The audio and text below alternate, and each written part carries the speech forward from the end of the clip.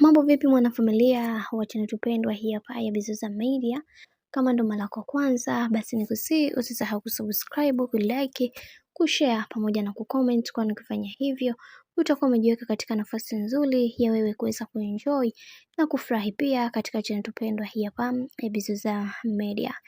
Bwana, kuna mambo mengi ambayo yanayoendelea sasa hivi kuzagaa mitandaoni, na hii ni kuhusiana na maisha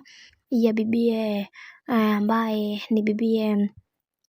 Hamisa Mobeto. Watu wengi wameweza kuongea mambo mengi, na wengi waliweza kuzungumza vingi na kusema kwamba kwa maisha haya ambayo amekuwa akijichagulia bibie Hamisa Mobeto yamewafanya watu wengi waweze kumchukia sana na kumwambia kwamba asipokuwa makini anatakiwa kuweza kukaa katika misingi na mikakati iliyo bora, kwa sababu kuna mambo mengi ambayo yameweza kutokea na wengi wao walitamani sana kuweza kujua hiki ambacho kinachoendelea, na wengi wao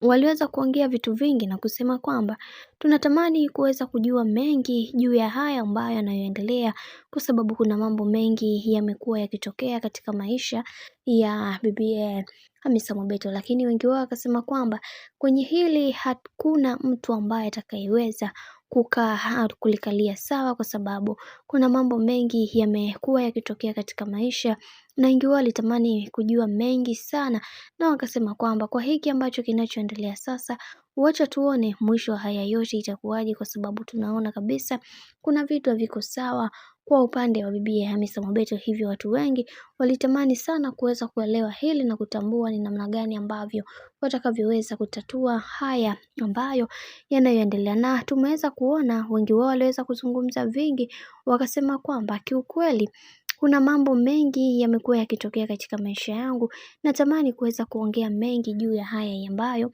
yanayoendelea, lakini nashindwa, na mara zote natamani kuweza kuambia Watanzania juu ya hiki ambacho ninachopitia sasa, lakini watu wengi wameshindwa kabisa kuweza kuniamini na kunipa sapoti kwa namna ile ambayo wao wanajua, wakiamini kwamba moja kwa moja mimi sio mtu mzuri, na natamani kuweza kuona nikiendelea kuteseka katika maisha yangu. Lakini leo hii nataka nizungumze kitu kikubwa ambacho kimenifanya leo hii niweze kuzungumza haya yote, kwa sababu kuna vitu vingi vimeweza kutokea katika maisha yangu binafsi. Hivyo natamani kuweza kuzungumza na kusema kwamba nitahakikisha kila kitu kinakaa katika mikono yangu salama, kwa sababu kuna vitu vingi vimeweza kutokea, na nilitamani kuweza kuona kila kitu kinakuwa katika mikakati na misingi iliyo bora, kwa sababu kila mtu anaamini kwenye kile ambacho anachokiamini, na mara zote watu wengi wamekuwa wakinidhihaki katika kila hatua ya maisha ambayo nayopiga.